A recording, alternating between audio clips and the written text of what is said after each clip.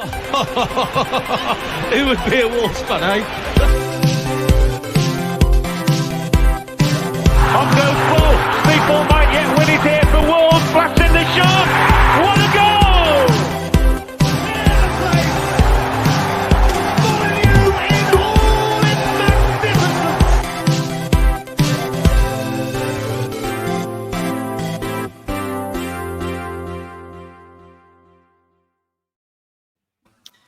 Hello, good afternoon, good evening, whenever you're listening, wherever you're listening. Welcome to today's episode of Wolves Fancast, part of the 90 Min Football Family Podcast Network. I feel like I've added in one too many words there. Joining me today to talk about Wolves' latest defeat to Brentford, we've got Stu. It's funny how the first time I'm back in a month and it's to just talk about terror and chaos again. Carrying on from the chaos, we'll go to the violence in Andy. Yeah, I think I've probably spoke about more losses in my 4 or 5 years on this podcast than anything else, so it just feels normal, to be honest. And we've got Adam here to bring up the positivity club. Oh, I don't know. I just said off air, I would rather talk about NFL than talk about this game. So I just know about that. We'll see. I'd like to say some of us aren't keeping an eye on literally another sport whatsoever as the scores come in for a couple of our teams on that one. But we're going to talk about Wolves 0, Brentford 2 to start with. I was going to say, I don't quite know where to start with this one. There were some old problems. There were some new problems.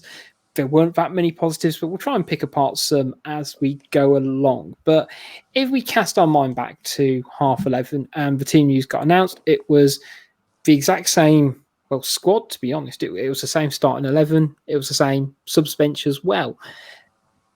In hindsight, because that is such a wonderful thing, do we think that was the right decision, considering that we know Brentford play with a 3-5-2 and have numbers in the middle? Should Wolves have done something to, I don't know, counteract that, or whether right to stick to essentially a winning team, even though that wasn't the team who ended the game and essentially secured us for points against Watford? Anyone fancy sort of taking up the mantle first to start getting in the jabs early on? Yeah, I didn't even check the team, to be honest. The first I heard of it was when I took my seat at quarter past the hour. It's the first time in a long time that I couldn't eat. I wasn't even bothered because I just expected it to be the same. And to be honest, the old let's get it in the Wolves Dar way of doing things, that you don't change your winning team. And Steve, you took your seat at quarter past. I thought, as you're Steve Ballstan, you'd be 3:15. It's the biggest myth in the world. That is, it's never. I've never had a problem once, and this now they've put the new turnstiles in. I was there at half. I was there at the half hour before kickoff, and I was in the ground 6 minutes later from the back of the road. No problem whatsoever. Just stand in the line. The lines are bigger, but you get in quick, so there's no problem. It looks worth it. Yeah, it is total. Fake news. Hashtag fake news. And I never thought of anything else. And I mean, I've made my thoughts about Marcel clear before, that I don't get it why he's there. And I said the same thing before Watford, but I don't expect anything different because of how things transpired at Watford. So going into this game, I thought, well, at least start with the team that started last week and then adapt within. Yeah, I think my sort of point was probably maybe more around the forward line. Now I know Hwang, his goal was essentially a tapping against Watford, and he did probably enough to impress against Watford. But yeah, I was surprised personally not to see him start, because I think Trincão's, I wouldn't say flattered to deceive, but he's not really shone to a degree I necessarily thought. But that's the team that has done pretty well the last few games, so I can't really complain, I guess. I would have thought that the training video people, the videographers, put a lot of stock in Hwang during the week, didn't they? Every other video was about him during the week, and he looked good. I think we've all kind of saw trade. He's looked sharp. So I was also kind of expecting him to come in. And Richie just mentioned it there about Trincao. And I'm glad you said that in a way, because I don't want to knock the guy after he's only been here like 5 minutes. But everyone was raving about him at the start. But to be honest, I've not really seen it with him so far. I've got to caveat it by saying, we're only 5 games in. But you're right in saying he's flattered to deceive a bit, because whenever I've watched him, he's not being what the player that I thought that he would be. I thought he'd really like drive at players and take them on, but he's not. Doesn't seem to be doing that at the moment. So I thought there was a position there to be up for grabs with him. But on the flip side, you can say it's 5 games in, so Bruno probably didn't want to change anything drastically straight away and wanted to continue giving that team a chance. But that was the only place that I saw was potentially up for grabs and could have had a stake of a claim with Hwang coming in. What with we've all sort of took to him straight away. I thought he could have had that spot. That was only one for me, really. I think on that before Andy jumps in a bit and his hatred of Trincao from yesterday. The performance he put in at Watford was exactly the kind of player that I thought we'd get. Someone who's kind of very much, he looks so lethargic that he makes it look easy, and he's not going to be up for a fight. And when you got Hwang doing the complete opposite, that it looks better in a kind of English kind of style of football. But I thought his performance, especially in the first half against Watford, justified him starting again, and to his detriment, because he was completely muscled off the ball from the first minute yesterday. Yeah. I think Trincao has done that throughout for me. So I saw him in like the pre-season and I thought he wasn't great, but it's pre-season, so I'll let it go. The first game, he was too lightweight. Then at home against Spurs, didn't really do it for me. But then he did pick up a little bit. And as you say, against Watford, he had a decent first half. But then when Hwang came in on Watford and he made an immediate impact, part of me does think, because it's a choice. If you're putting Hwang in, it's between Trincao or Adama, and it's never going to be Adama, is it, out of those two, let's be honest. So I think his place was up for grabs, definitely. I also thought Saïss, because I don't think he was great against Watford, especially against Ismail Sarr, who is a big burly bastard who can shift. And when looking at Brentford, I'm going to butcher this fucker's name. Mbuemo, is it? Yeah. He is the busiest bee I have ever seen, and he just ran them ragged. So I thought Saïss possibly could have made way for a returning Willy Bolly. I also like how you sort of slightly forced in a Brentford pun with Busy B as well. I feel like I can't overlook that personally. Yeah, and I think sort of with my point around Hwang is that, again, we all kind of allude that A, scored against Watford, B, all the promo stuff in the week, I get it because he's very marketable. Mm-hmm. And actually, you know what, I completely get it. And he's showing what he can do in training as well, which is exactly what you want. Wolves' biggest flaw this season is the fact we can't score. So, having a player who likes to get into the box and be near the 6-yard box as opposed to someone like Trincao, could have seen, but I think as Stu sort of said, I can understand why he didn't necessarily make wholesale changes, unlike what he'll probably do in the next kind of couple of games. I did think it all started off quite well, and it, again, same as the last couple of weeks, we did our thing on the ball, great movement, it flowed really nicely, didn't go anywhere going forwards, but it was like, okay, fair enough. But then it got to a point where I think we can all sort of appreciate that Brentford are a half decent team, or have a bit about them at the very least, that they are not they're not a naive football team at this point, at least. They are very switched on. And they had a couple of corners in quick succession.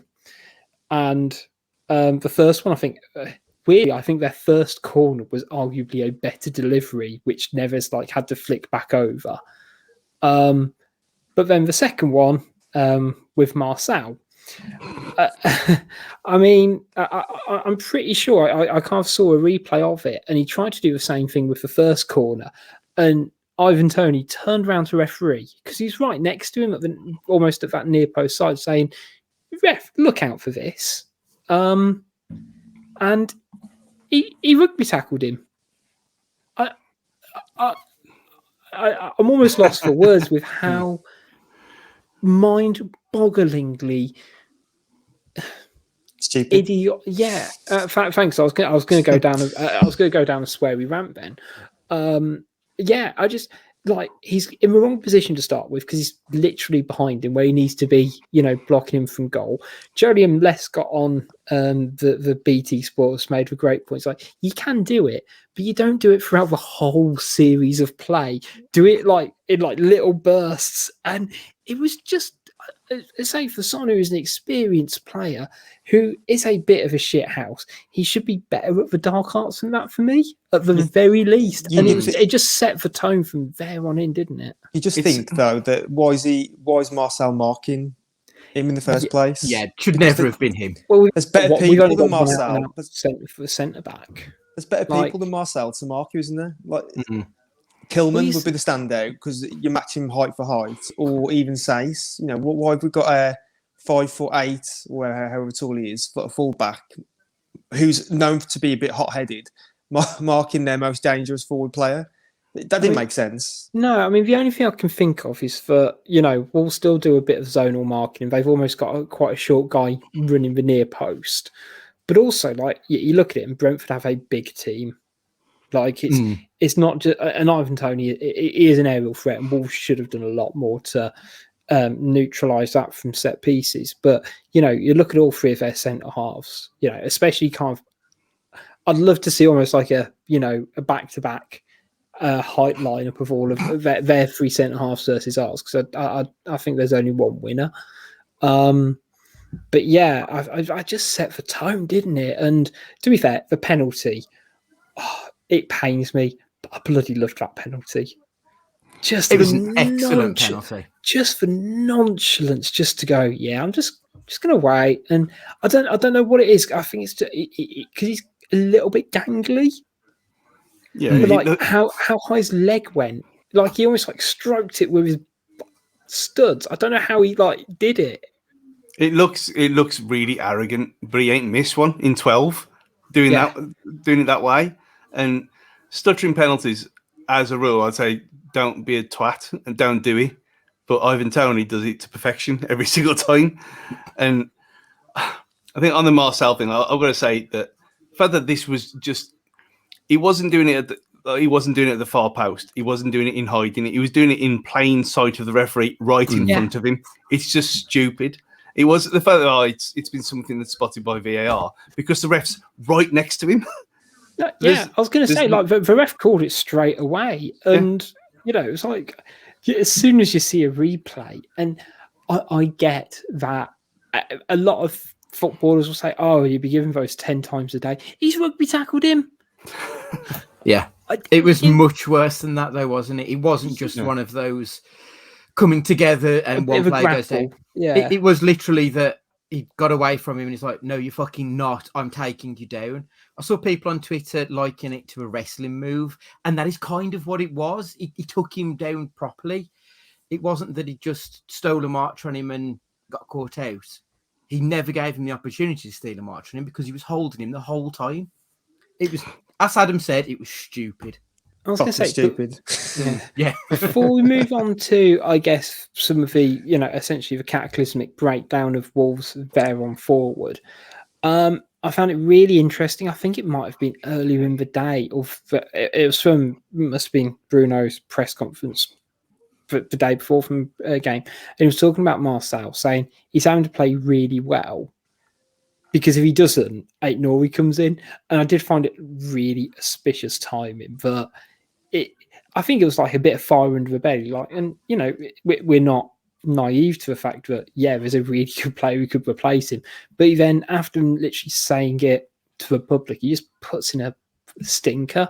I mean, we'll kind of touch. I mean, as I say, we've got the League Cup on Wednesday before the league, so it's kind of quite difficult to, I guess, gauge lineup wise. But I'm assuming Aït-Nouri is probably going to start against Spurs. Do you think he should start in the league as well, guys?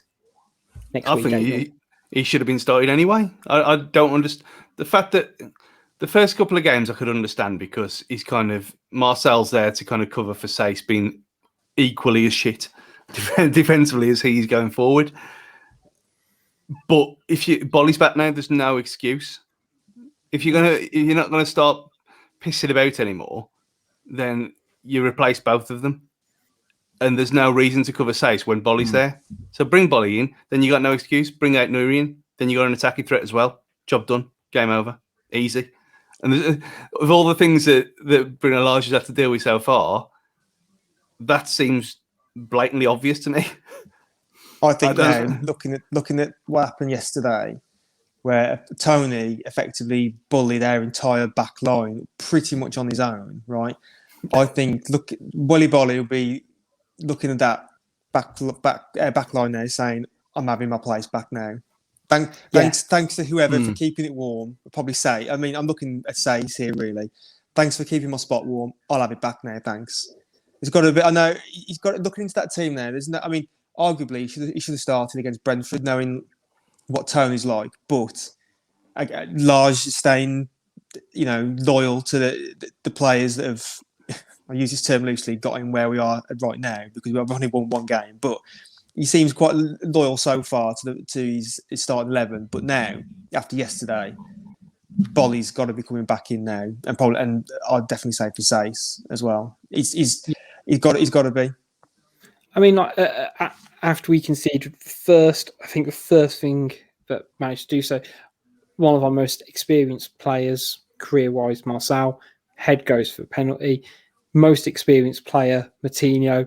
Then gives the ball pretty much straight away from the kickoff, and they just could not get any rhythm.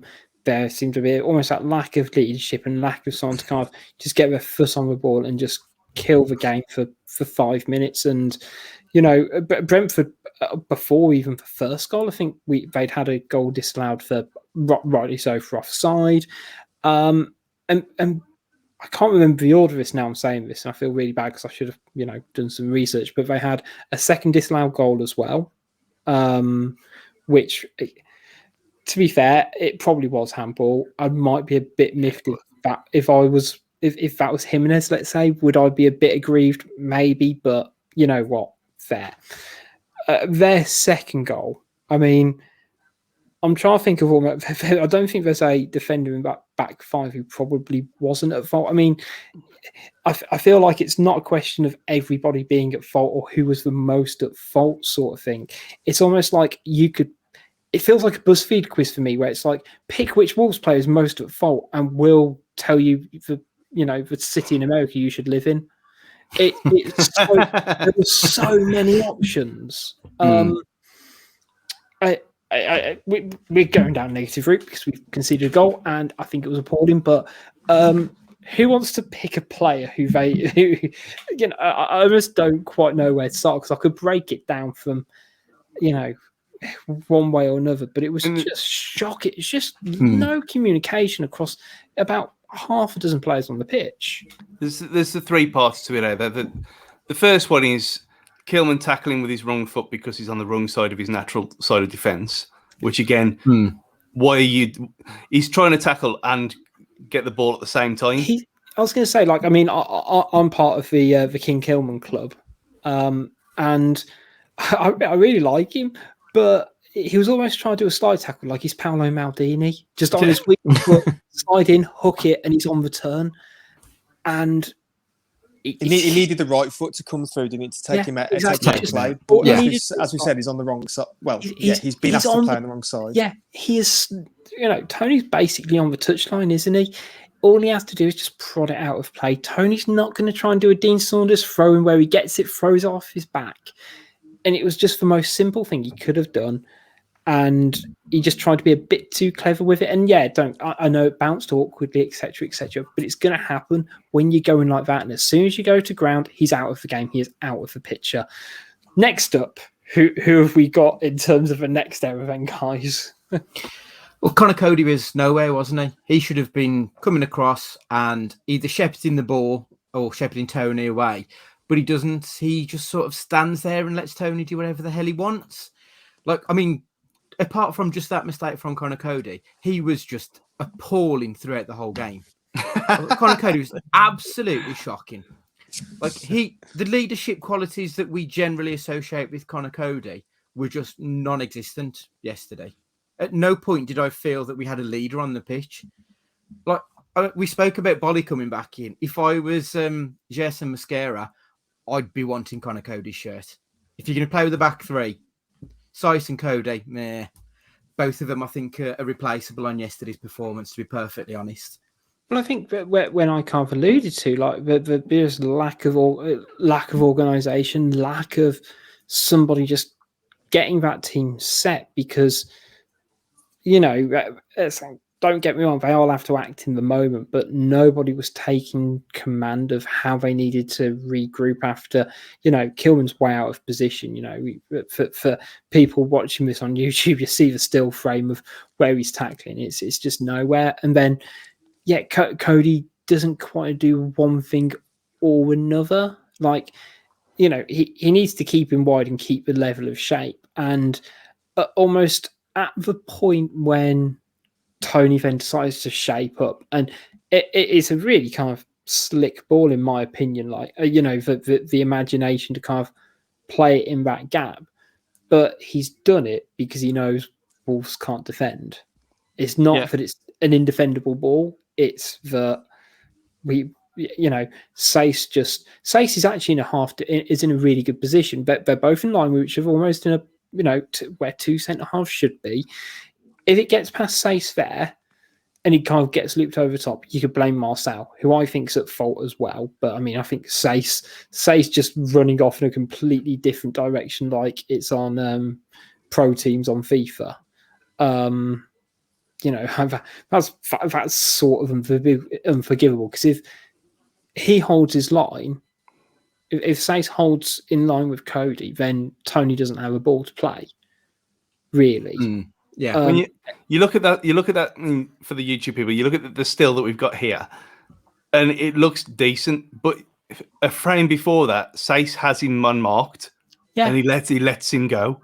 That's where it's unforgivable, because he's got him marked, and he fucks it up. Yeah, but like, Saiss is a leader. Like, he's a leader in this team for his national team. He's not exactly a shy lad. Why isn't he dragging Marcel in? If he feels like he needs to, you know, there's no one really threatening on the edge of the box or anything like that, or everyone pushes along one, Marcel can even play left centre half. It's not like if it was like Nori, he was just like having to stand there. Oh, I could maybe get it, but I don't know. It's like, just all of them just didn't kind of do the job, and for him to step out, and he was just left with an easy finish at that point. And it frankly, it was just well deserved, wasn't it, for Brentford? They were good for a 2-goal lead at that point, going into half time. I mean, Brentford, I think that their high press just completely scared the shit out of us.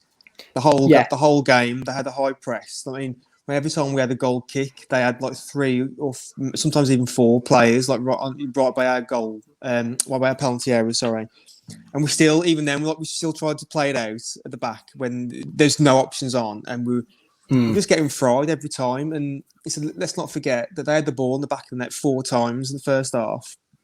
They had us literally on toast the whole game, and it just kind of felt like it was just a bit of a backward step from where we were. Granted, you know, yes, we lost the first games 0-1, but we could see the signs were so much different from last season. We were having shots on goal and lots of them every single game.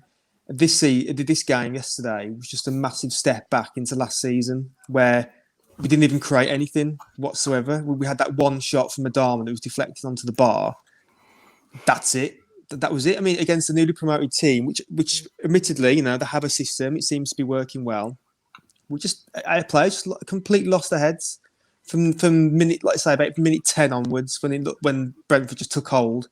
It was never in doubt after that. You know, Brentford just literally had their way with us all game long, and it just felt like have we gone have we gone in some like twilight zone back into last season? Because you've just nothing going. Everyone just reverted to type back to last season. Yeah. We talked earlier about Neves, Moutinho having no influence, defence looking suspect. We're getting no shots on goal, despite the fact every forward on that we've got at the club at the minute that's available to us was like, ended up on the pitch at one point. Nothing. And it's just. I think that's what is like getting people's goat at the minute. We could forgive him for the first couple of games because there was lots of positives. There's lots of other positive signs. But yesterday, can we even think of one positive to come out of the game? Because I can't. Well, I was going to say, going into the second half, the only, I think, bit of positive again, Hwang for 10, 15 minutes showed a little.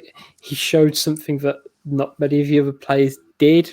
But again, even as I say that, still didn't test the goalkeeper. And don't get me wrong, we can talk XG and things like that, and we still got to sort of get shots on goal and shots on target to win games. And going into the second half, that last sort of 10 minutes, it went very Avengers Endgame, didn't it? Where, I think we finished with, what was it, 6 attack-minded players? Yeah. 2-2. I think what it was, yeah. What worried me, though, just going back to Hwang for a minute, he only played 45 minutes of football, and I would imagine he probably had more touches in the opposition penalty box than any other player on that pitch. Like, even Raul didn't really impose himself inside the 18-yard box. And let's be honest, I mean, he's our main guy, and he barely did anything for 90 minutes that he was on the pitch. Adama's great, and then he gets near the penalty box, and then he either loses it or smacks it wide like he does. We're not getting enough possession in the box to ultimately then test the keeper. And the fact that we played a newly promoted team who obviously came with a plan, and fair fox to him because they executed it perfectly, but that's not acceptable. But they seem all too comfortable, the majority of our players, from just picking it up about 20 yards and then trying to do something. At least Hwang is direct and he's trying to make stuff happen in the box. I think that's what we need more of going forward. I think saying that about their plan, I mean, we've got to 27 minutes without mentioning their time tactics, and they completely got in our heads. Yeah, it completely got to everyone, and they did it to a T. I mean, you got to give them credit for it. They knew exactly what they were doing. It was the completely on the ref and the officials for bottling it from the start. I mean, they started it after 15 minutes. Started time wasting. I mean, the goalie replacing his gloves. I've never seen that in my entire life anywhere, ever. And even if they're ripped, fine, whatever. You wait new level of shithousery that was. Yeah, you wait for a goal kick. You don't just bloke just bring you some new gloves on the pitch. The ref completely lost control, and they knew exactly what they're doing, and they wound up the right players at the right time. I think that's where you saw Moutinho, and I mean Neves had probably his worst game of the season by an absolute mile because his head. It was like hashtag heads gone for about 7 of them, and Cody had lost it. Neves had lost it. I mean, you look at the experienced players. I mean, we'll come on to, I presume, Jimenez throwing his headband on the floor in frustration after missing that header. He lost the plot as well, if that was even dangerous as well as anything else. I imagine the medical staff will give him a slap on the wrist for that, to be honest. I was going to say, somebody from the insurance and compliance team is making a phone call, aren't they? I mean, to be fair, I mean, the time wasting tactics is like as old as the game itself. But I mean, we was all getting pissed off as much as anyone because I mean, I think Pontus Jansson got about a hat trick of cramp stoppages chalked up just to him alone. I think he just kept going down. I was going to say, but for one in the penalty box where, and to be fair, he might have seriously injured himself, but he didn't. To be fair, I mean, the time wasting stuff, is annoying. It's a bit pathetic, but it's a side point because they were so much better than us anyway. Even if there weren't any time wasting tactics by them, that we wouldn't have laid a glove on them anyway. But he just kind of twisted the knife a little bit, didn't it? They were so much better than us, and they could also afford to start being absolute dickheads of the time wasting. And they must have been absolutely loving it because it was like the South Bank was getting wound up, no end about it, and but they're absolutely loving it. And fair play to whoever thought up the goalkeeping glove idea because you look back at it now, it's hilarious. But at the time, obviously, you're spitting feathers. But And he's done it at a great time, though, because it was about in the 50th minute. It was only just after half time. If he does it in the 80th, 85th minute, he gets booked for that. But he's done it just the right time. And to be fair, like, what was it, 5-6 minutes of added time? Yeah, which maybe adds up. But you're not going to get booked that early for that, and it's probably not going to get added on loads of time and things like that. They say it's annoying. The dog agrees too. I agree. But at the end of the day, they can do it. They're 2-0 up. We've got Roman says. Do you know what I mean? Like we'll be doing the same. Yeah, exactly. Yeah. I mean, the one thing that does show for me is that timekeeping does need to be taken out of the referee's hands. I've been saying it for quite a while, but realistically, the ref is probably the worst person to be keeping track of time. I think we have got to the point now where it's the same in a lot of American sports where it is an independent person who is keeping track of the time. We spoke before about like the 30-minute halves, and it was going to be 30 minutes of actual action.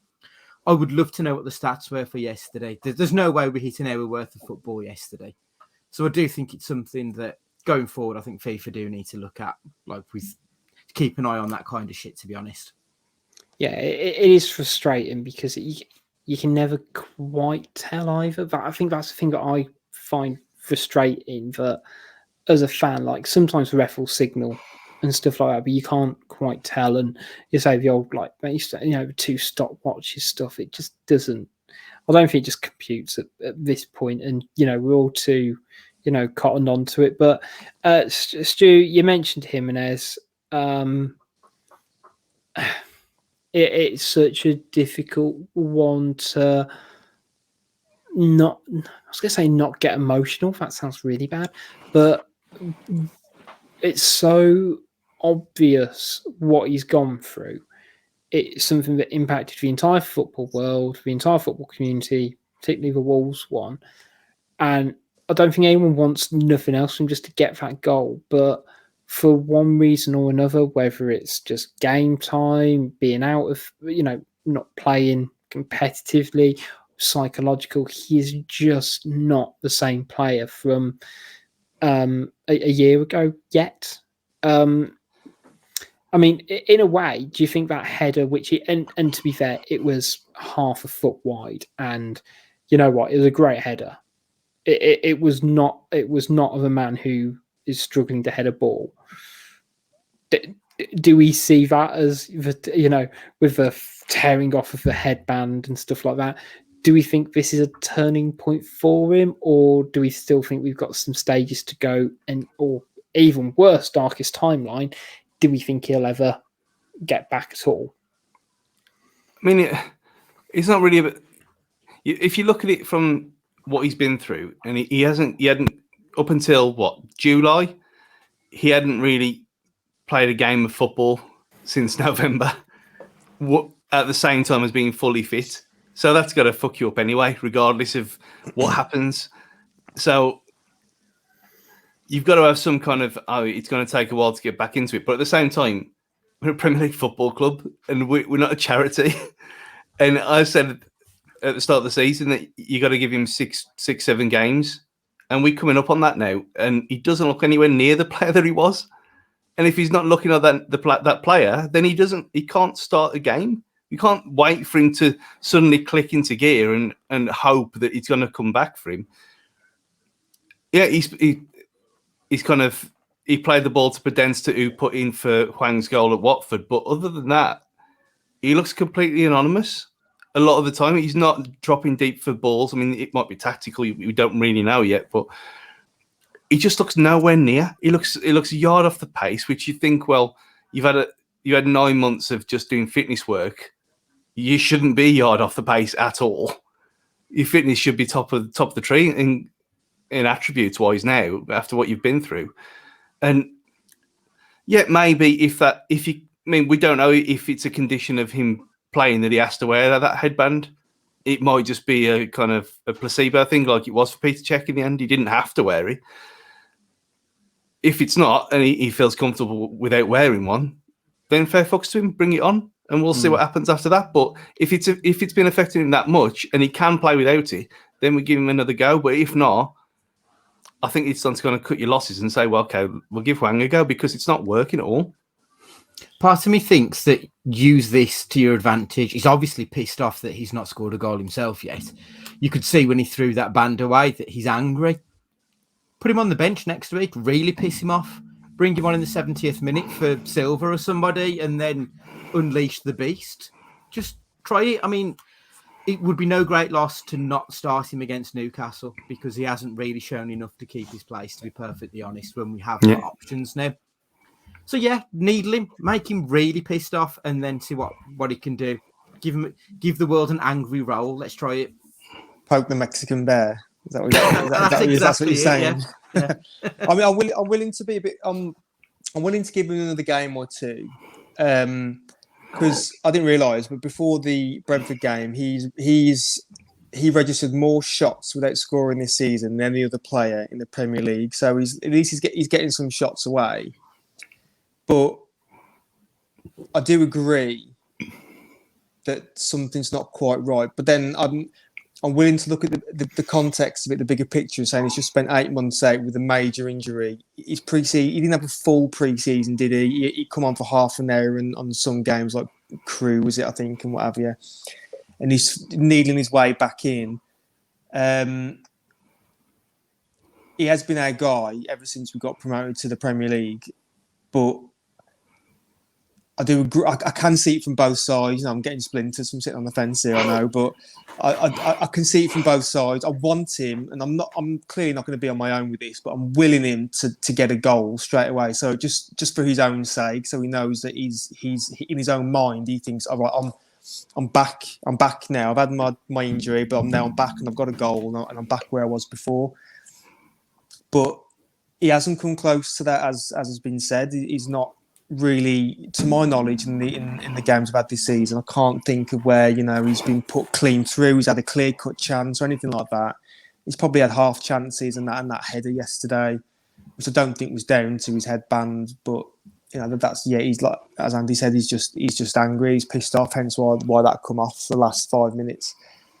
But I'm willing to. Maybe he could start. Maybe he could start on Wednesday night because Spurs are obviously going to put out their ladies' team against us on Wednesday. So, like, if he gets a start there, if he gets a goal, maybe he can get him up and running.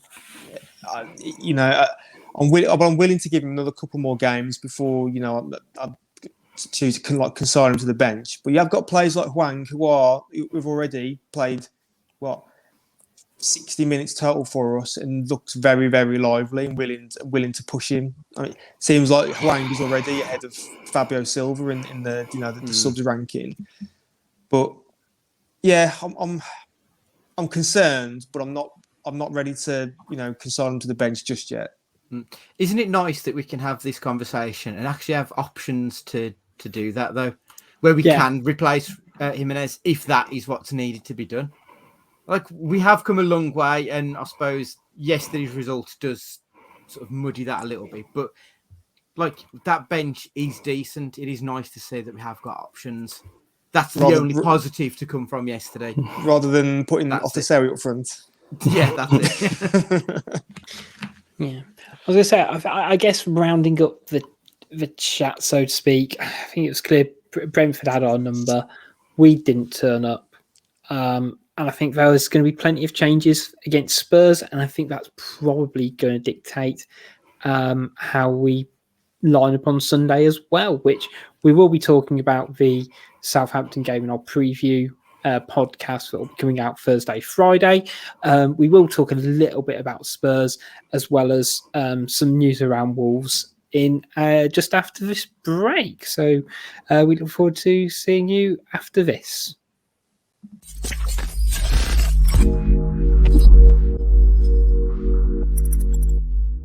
Hi, it's Richard from Wolves Fancast here. Just interrupting today's show before we get back to some questionable opinions and opinionated questions to talk to you a little bit about our sponsors, Pixel Yeti Media. They are a design agency that put you and your business first, from web design, logo and branding design and marketing. If you have any marketing needs, get in touch with them to find out how they can help you get it right. They are over at pixelyetimedia.com. gmail.com.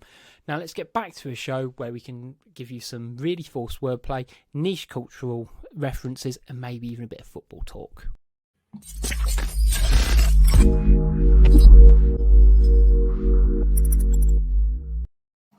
Hi, welcome back to this episode of Wolves Fancast. As we just started talking about before the break, we are playing Spurs in the League Cup midweek against Wolves' former manager, Nuno Espirito Santo. Feels weird. I've called him Nuno for so long, but to call him like his full name feels a bit weird. It's like I can't call him by his like affectionate nickname anymore. We won't talk too much about it, guys. But do we essentially sort of see the 7 who are on the bench the last couple of games being us in the starting lineup? I just say I haven't called him by his affectionate name for about 18 months, so that's a nice thing to put in. But yeah, I think I'm more looking forward to a team without Adama Traore in it, to be honest, than anything else. I'm begging for it to happen, just so that we're not just a one-man team, just belittling into the case of his nonsense, just for one game, and that's all I ask for. And the whole team will be balanced, and it'll be better for it. So I mean, ideally, it'll be Hwang and Pedence, wide and Silva in the middle. Ideally, fingers crossed. See, that does feel balanced as all things should be. To be fair, I don't know why I've got. I made like an Avengers Endgame joke earlier, and I've been trying to like rattle around puns for a title around Avengers, and now I'm just thinking of different Avengers references going on in my head rather than actually listening to what's been quite a good football chat. I'm so sorry, guys. That does actually seem like a really good starting lineup or starting front three. We've talked defensively a little bit. Do we? But Bolly needs minutes definitely because he didn't have much of a pre-season. Same with Mosquera. Do we sort of see probably them two being either side of Cody because, well, Cody's Cody? That seems the most likely way forward, to be honest. Kilman's done nothing wrong to be dropped, but he's had a lot of minutes. So, and it's only a cup game. As much as I'd like a cup run, I think that would be perfectly fair. And I'm really looking forward to seeing Mosquera play as well. I've only seen a few minutes of him pre-season, so I'm looking forward to finding out what the hype's all about. So I'm very much all for that. And also Rayan Aït-Nouri getting some minutes as well, I think is going to be needed. I wonder if Dendoncker will come in actually, because has he actually got any minutes at all in this league season? He has, did he come on at some point? He must have come on at some point. He's definitely come on at one point. I think he came on against somebody. Sounds about right, yeah. But I mean, I think he will come in. I think Moutinho will drop down to the bench. I think at defence, I think Bolly will come in, but I don't think at the back three. I think that's the only change there'll be. I think he'll keep Kilman and Cody in. Obviously, Ruddy will get his regulation Carabao game, his contract, and then I think Hoover will get a game, and then I probably will say Aït-Nouri will get a game, and the forwards. Well, I mean, bloody hell, right now it's a lottery, isn't it? With the options that we've got, I'd like to see Hwang get a game.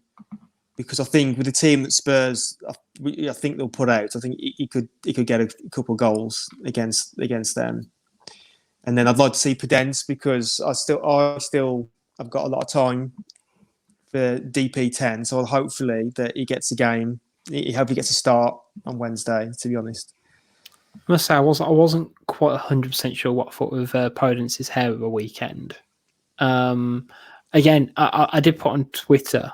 That in the midst of all this drama and calamity at Molineux, is that a dye job? Do we think does he naturally have very almost coppery hair?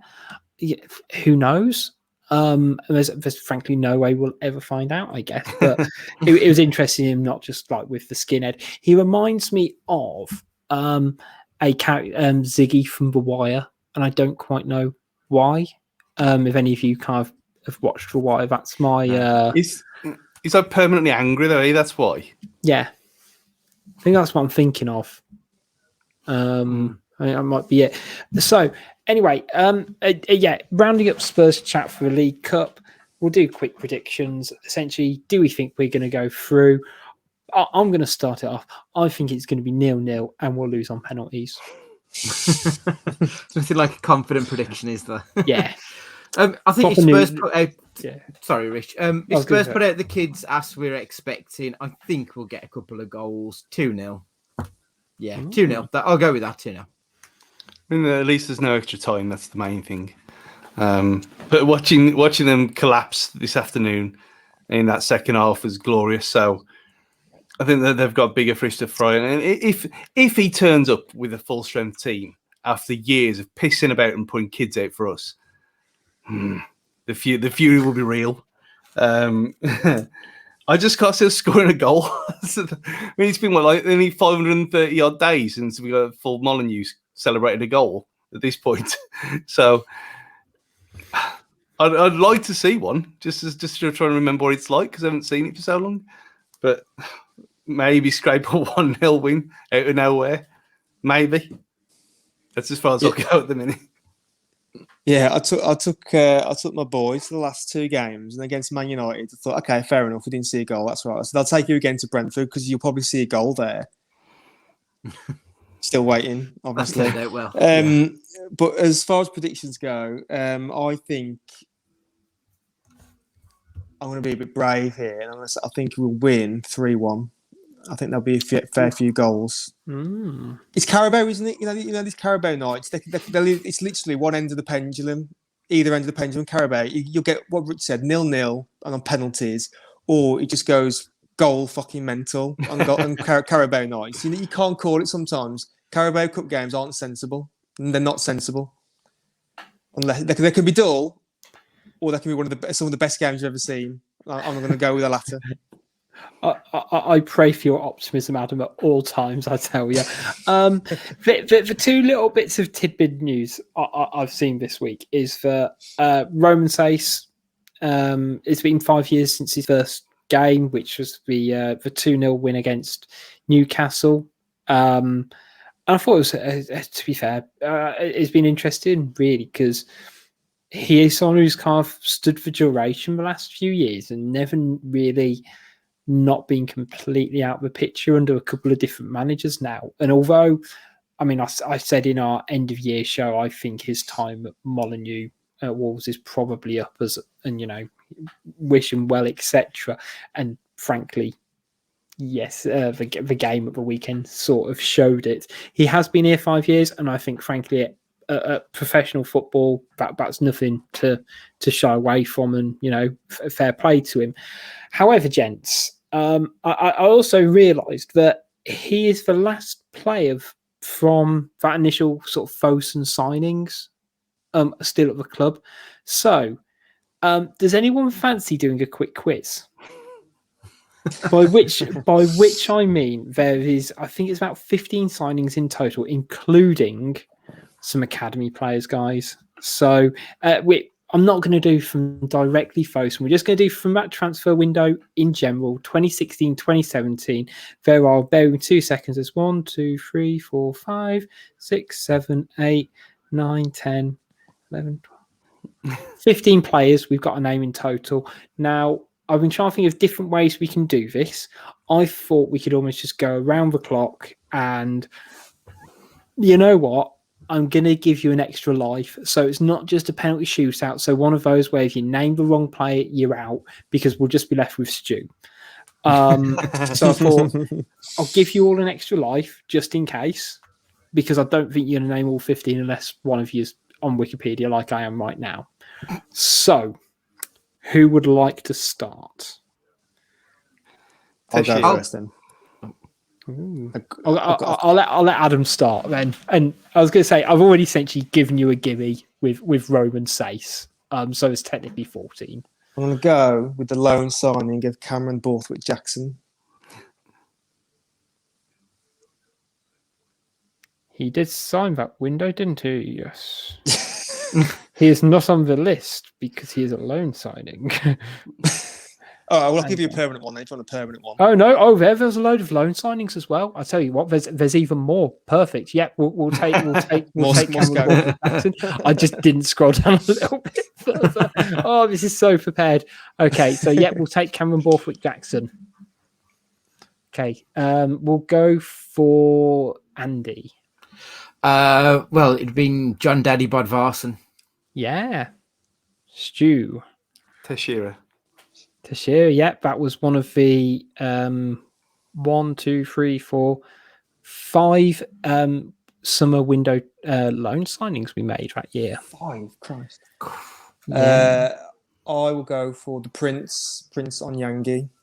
Yeah, we hardly knew ye. Me hardly knew ye. Okay, back to Andy. If I remember correctly, the first signing of that transfer window would be my first namesake, Andrew Lonergan. It is. It technically signed. I'm going to give the game away a little bit. We actually technically signed 2 other players for the academy that day as well. Oh. Okay. Let's keep it moving. Ryan Bennett. That was the following. That was Nuno's first signing. That was a Nuno signing. Yeah, it was. Yeah. Okay. Don't worry, I gave you the extra life for a reason, Stu. Of all the people to lose their first life first, unbelievable. I want to go with my boy, Helder Costa. Yep. Yeah, signed on loan, then signed a permanent in January. Covers both categories. Yeah. Okay. Fancast favourite, Prince of the Indian cuisine, Paul Gladden. Yes, he signed on the 26th of August for around 1 million. What a way to spend money. Yeah. Okay. Cavallero. Yeah, Cavallero. Yep. Monaco. Where do you think he came from, Monaco? That's going to be my next one as well. So I'm struggling now. God, who else did we sign? That one? There's 15 was in total. Hang on, no, I think that's 15 including loans because I include a couple of. Okay. Basically, I included the winter ones as well, but it kind of actually evens out, so we're fine. Andy Vyman. Oh, you son of a bitch. Unfortunately, he signed in the January transfer window on loan. There are still 2 more loan signings we signed in the summer that you've not mentioned. And you've pretty much got all of the permanent ones. I've got it. I've got one.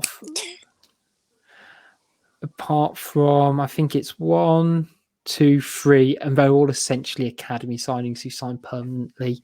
So essentially, we've got about 5 left, guys. No, actually, no. And you've got a senior player as well. I know. I've got it. It's in there. I've got to wait now. Go on, Andy. Was Jordan Graham that summer?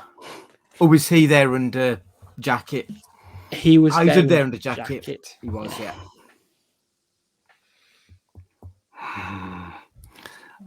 I think I'm going to be out with this one.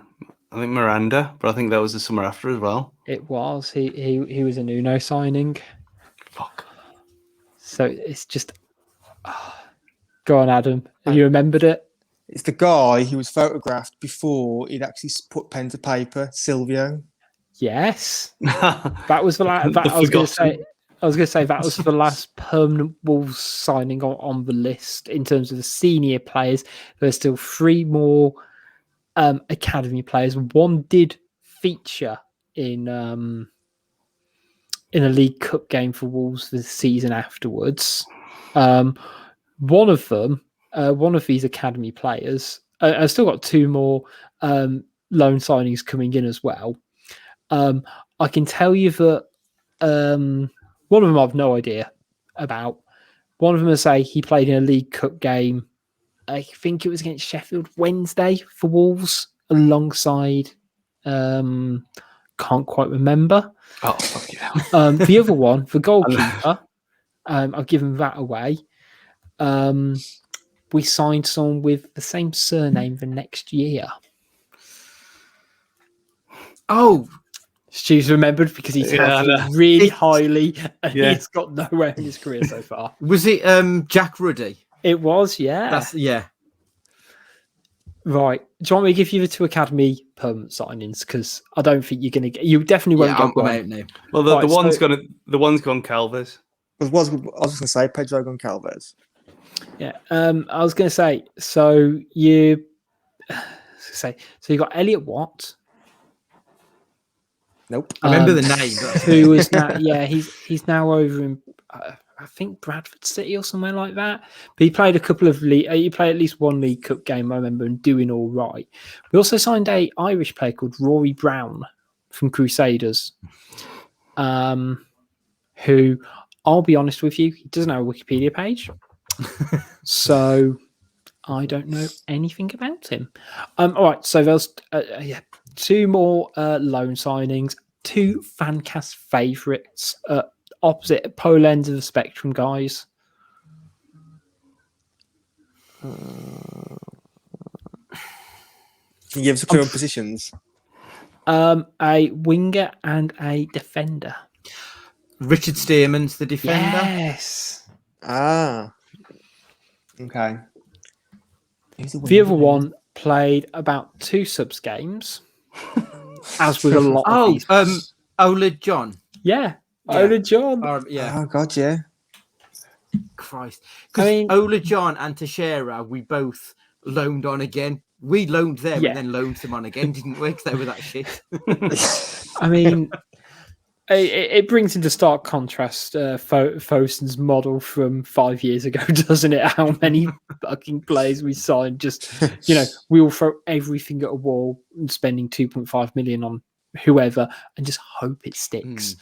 But yeah, so I hope you all enjoyed that. I'm glad I put so much preparation into it now. But yeah, so the other tidbit of sort of fun news I kind of wanted to cover was Wolves' new sponsor, Royal Caribbean, who are now the training kit sponsor, because that's a thing now, guys. Now, I'm not gonna lie, I'm loving the sheer capitalism that you can have with sponsorship now. Brought to you by our great partners in Pixel Yeti Media, of course. But side note, bit of fun. If you could go on a cruise, a Royal Caribbean cruise, link in the bio for them if you're interested, guys. Which Wolves player would you go on a cruise with? Past or present?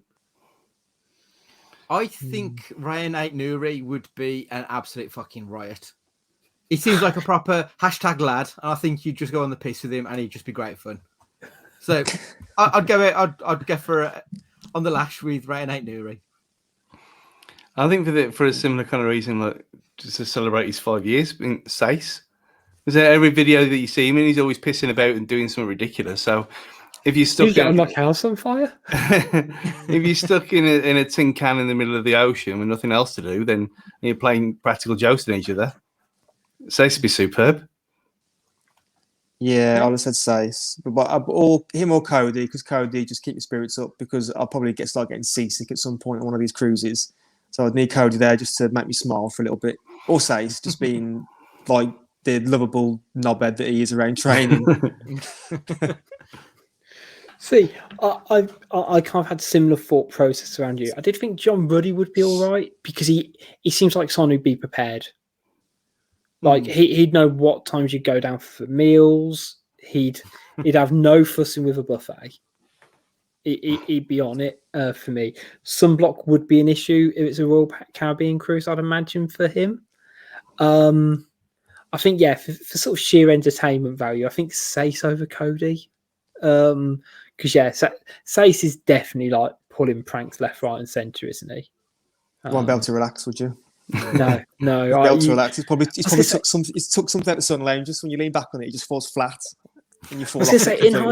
In hindsight, is he a good person to go on a cruise with, or am I going to be frightened? Maybe if I was with him and Aït-Nouri, so I could have the jovial banter with Sace, and then just relax it with Aït-Nouri and try and like pretend I'm like young and cool. But something about Ruddy tells me that he'd be on the pints all day and just drink you under the table, and you'd be a mess at the end of it. Be on the You miles just- immediately. From 6 a.m. in the morning. And then by Yeah. 3, you're just like over the edge of the boat. I think if you wanted a relaxing time, though, it's Moutinho, isn't it? He will talk you through the wine selection, and I think he's the one who will know what's going on. He's a cultured swine, so I think he's the one to. You can do it with Neves because he'd just be like working out, where's the kids area, what's the day club like, and all that stuff sorted. I feel like I don't feel I have his undivided attention, to be honest. Whereas I feel like Moutinho say he'd talk you through the various weird wine options they have. I don't know if you guys have gone on a cruise before. I've only been on one, and they had like an art gallery in it, which I found a really weird concept for this floating, mechanism. It's like a weird dream. Yeah, it was very odd, and they had a curator there. It's like, your job's just to be on this cruise ship and just tell me about these paintings. I think we all know that if you go with Prudence, Prudence would be the number one tourist. He'd have his hat on and his camera, and he'd be taking photos of every little thing. Every time you leave port, he'll be there taking photos of everything at the port as you're leaving. Can you just take it up? No, I just want to go to bed. Just one more photo. You couldn't trust him though, because he'd end up in a fight with one of the locals who'd start nosing off when they don't want to take a photo. I think out of everyone to have gone on the cruise, it's now a surprise that it was you, Rich. But the burning question has to be asked: how many cardigans did you take? None. No, I was pretty good. No, I must have bought like at least one jumper. No, we went on a cruise through Malta, Italy, and Croatia in literally October time. This time, 4 years ago. So yeah, no, the weather was good. So there wasn't that much of a need for fleeces, fortunately. When I do my cruise, when I eventually have enough for me to do like one of Scandinavia, then I can bring out the knitwear. I'm one of those catamarans that go from like England to France. The fast ones that go like quite quick. It's like it's basically like a ginormous speedboat. That seems good. I'm not sure would it have an art gallery in there, because that potentially could be a deal breaker. No. Shall we, now that we've kind of covered off some silliness, should we do some questions from Twitter Corner even? For more silliness. Yeah, I'll try and pick out some of the silly ones, shall I? Let's hope people have gone for silly ones. So first up that I've seen is from regular contributor Paul Wharton. What's funnier, the Luton player's assault yesterday when he kicked the Swansea player, or Gary Lineker getting on his high horse about VAR being unfair? Now, as someone who knows Swansea fans, that was fucking hilarious. Just, he cleared him out, didn't he? Which way round was it? Was it the Luton guy kicking the Swansea guy, or the way round? Yeah. Basically, I think the Swansea player was like time wasting or something, and like the ball was in front of him, and like he stepped on the free kick, didn't he? Yeah, and he rolled it away, and there was enough time for him not to swing a boot. And he just cleared him out, and there was just like no remorse for it, which I found, genuinely impressive, frankly. And they both got booked as well. Yeah. Excellent. It's like that, I find that is a wonderful thing with, yellow cards being not binary, trinary. I don't know. What am I trying to say? Basically, like, two offences like carry the same weight, and it's so weird that, let's say kicking a human being and rolling a ball away constitute as like the same punishment. Same punishment. Yeah, it's so. I feel like if I'm not careful, I'm going to stop talking about this, because we could go down into the judicial system. And frankly, it's Sunday night, and we've got time for it. Let's we'll do a special podcast on it. Me and Andy will in the next couple of weeks. Seahawks are on now, Rich. So come on. Oh, we'll wrap up. Right. So, okay, this is always a good question because I think it's wild. Should we push Cody into midfield to protect our back line? He couldn't fucking do anything in the back line, so he ain't going to protect it. No, terrible idea. Terrible idea.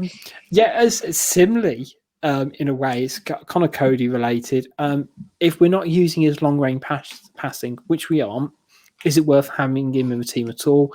Like, all that's left is shouting, and frankly, he doesn't do an awful lot of that. That's from we can do that. balls. The fans can do shouting. Yeah. And like I do think actually his passing range is something that we underutilise. But I think as Gully said in the end of the season show, that just none of the players seem to want to push onto the last man and use it.